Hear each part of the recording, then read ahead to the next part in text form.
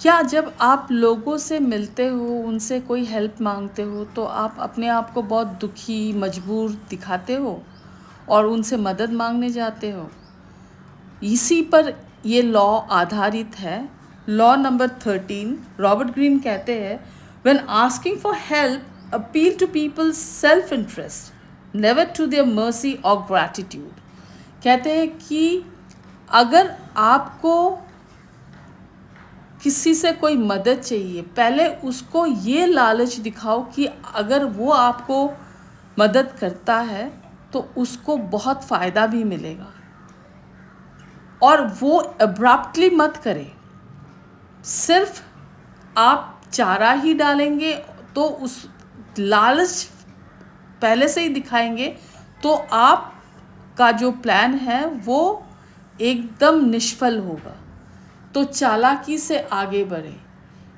इंसान स्वभाव से अपने फ़ायदे के बारे में पहले सोचता है।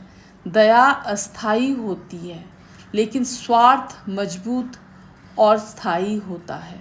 लोग आपकी मदद इसलिए नहीं करते क्योंकि आप अच्छे हैं और मजबूर हैं। वो इसलिए करते हैं क्योंकि उसको मालूम है कि उसको आपसे फ़ायदा मिल सकता है। पैसा मिलेगा, सम्मान मिलेगा, बढ़ेगा और ताकत मिलेगी, भविष्य में लाभ होगा। ये तरीका सही है, लेकिन इसमें एक बहुत बड़ा रिस्क भी है।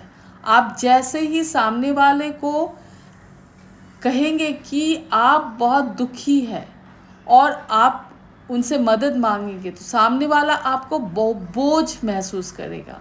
वो टाल सकता है, या फिर एक बार आपको हेल्प करे और उसके बाद आपको वो अपने आप ही अपने आपके सामने से ओझल हो जाए। ऐसे हो सकता है। So you have to be careful when you take help from others. वो नेपोलियन के बारे में एक बहुत बड़ी जो हिस्टोरिकल एविडेंट हमें मिलती है कि वो कभी प्रजाओं से ये नहीं कहता था कि जाओ देश के लिए जान दे दो। वो कहता था अगर तुम देश के लिए लड़ोगे तो तुम्हें बहुत सम्मान, पदक, नाम और बहुत फ़ायदा होगा। तो लोग, ये जो सोल्जर्स होते थे, वो कूद पड़ते थे मैदान में। तो that is the way.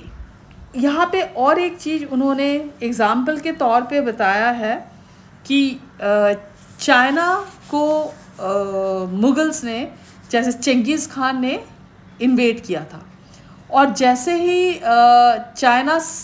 Changez Khan इतना ब्रूटल, इतना लाइक क्रूअल था, वो सबको ख़त्म करता था। तो वहाँ पे जब चाइना की हालत इतनी बुरी हुई, वहाँ पे कोई राजा नहीं, एक बहुत साधारण सा आदमी था, उसका नाम था येलू चूत्साई। उसने क्या किया, चंगेज़ खान को बताया कि कैफे बोल के जो जगह है, वहाँ पे सारे गुनी लोग चाइना के चले गए हैं। तो चंगेज़ खान कैफे को भी ख़त्म करना चाहता था, मैसेकर करना चाहता था। तो उसने जैसे ही उसको पता चले वहाँ पे बहुत सारे अच्छे गुनी लोग हैं, तो उसको लगा उससे उसको फ़ायदा मिल सकता है, इसलिए उसने कैफेंग को बर्बाद नहीं किया। तो this was a mutual interest.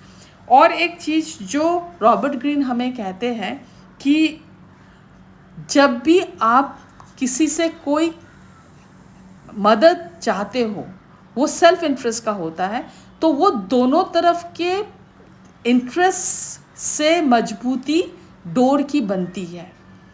आजकल के ज़माने में देखो, जो LIC के एजेंट्स आते हैं, जब बैंक में हम जाते हैं तो LIC के एजेंट्स, बहुत ज़्यादातर लोग कैसे होते हैं कि उनके पास नौकरी नहीं होती, लेकिन वो ये नहीं बोलता है कि मेरे पास पैसे नहीं हैं, या फिर मेरी नौकरी से इतना फ़ायदा मुझे नहीं मिलता, मेरे बिज़नेस से नहीं मिलता। वो ये एक्स्ट्रा इनकम कर रहा है, लेकिन वो आपको सीधा सीधा नहीं बोलेगा। वो क्या कहेगा, यस आप अगर ये प्लान में पैसा डालोगे इतने सालों के लिए तो आपको इतना इंटरेस्ट मिलेगा, तो लोग इसमें मान भी जाते हैं। बैंक में अगर आप सेविंग्स में पैसे रखोगे तो बैंक वाला कभी नहीं बोलेगा कि तुम इसको फिक्स में रखो तो आपको इंटरेस्ट ज़्यादा मिलेगा, वो कभी नहीं बोलेगा। आप अगर 10 लाख रुपए भी सेविंग्स में रखोगे तो वो कभी नहीं बोलेगा। तो आम आदमी कुछ जानता ही नहीं है, तो इसलिए क्या करो कि ऐसे लोगों पर अपना प्रस्ताव रखो जो उनको लगे कि उन्हें फ़ायदा मिल रहा है।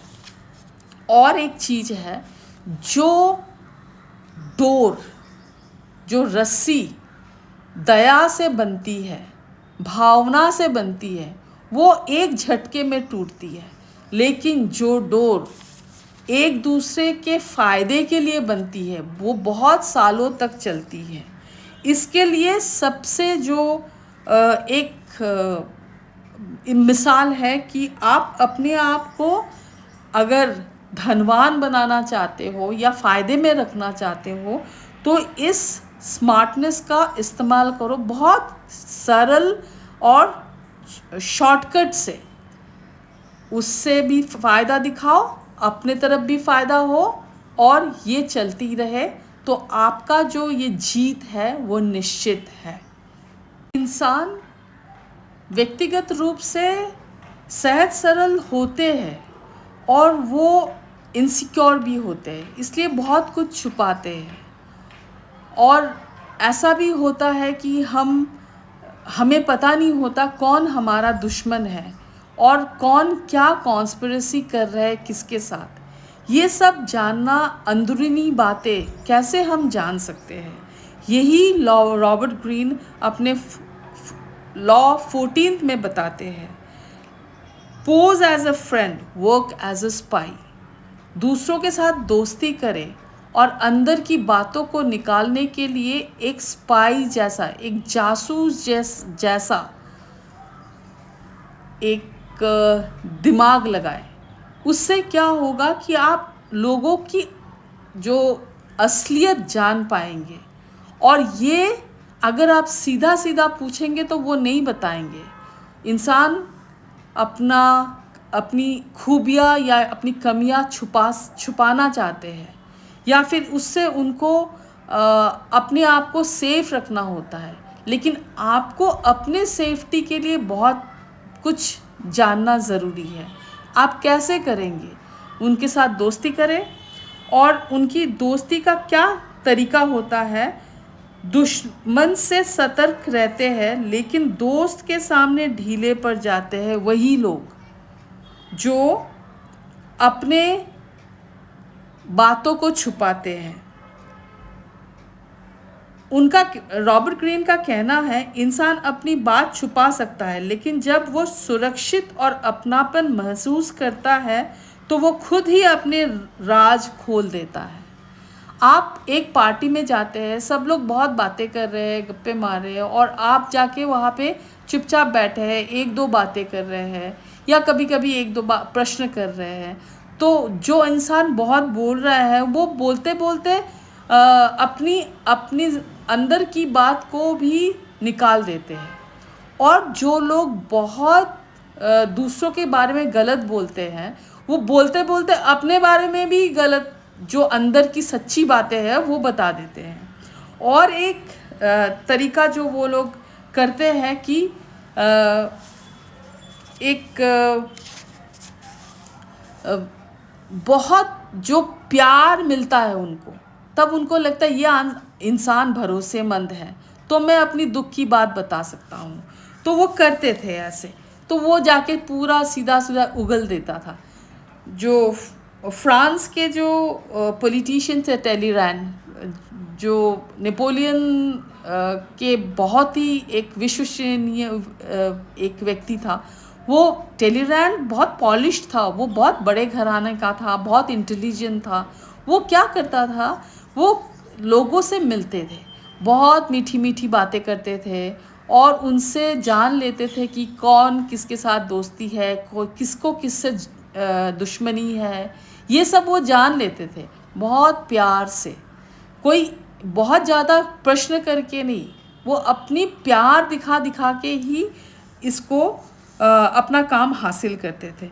यहाँ पे एक जो फिलॉसफर के बारे में बताया गया है कि आर्थर स्कोपेनहावर, वो क्या करते थे, बहुत गुस्सा दिखाते थे और तिल मिला के लोगों को डायरेक्टली कुछ पूछते थे, और इससे क्या होता था, लोग इरिटेटेड हो जाते थे और इरिटेट होके ही सब कुछ उगल देते थे। ये भी एक तरीका है, लोगों को इरिटेट करो और बात को निकलवा लो, ये भी एक तरीका है। ये जो आप स्पाई बन के अंदर घुस के जो लोगों की बात जान रहे हैं, जासूस बन के, वो दूसरों को मिटाने के लिए नहीं, अपने सुरक्षा के लिए, अपनी जगह को मजबूत करने के लिए वो एक छवि देते हैं हम लोगों को कि दो आंखें तो सबके पास होती है, जिनके पास तीन आंखें, तीसरी आंखें होती है, वो सब कुछ देखता है। या हमें हमारा महादेव भगवान शिव जी थे, जिनका तीसरी आँख है, वो तीसरी आँख से सब कुछ देख लेते हैं, सब कुछ भाप लेते हैं। तो जिस इंसान के पास तीसरी आँख है, इंटेलिजेंस है, उसको कोई मात नहीं दे सकता। और एक चीज़ है कि आपका जो ये ब्रिलियंस है जासूसी का, ये आपको कोई भगवान या कोई स्पिरिचुअल ताकत या फिर कोई ज्योतिषी से नहीं मिलेगा, ये आपको अपने आप में डेवलप करना पड़ेगा।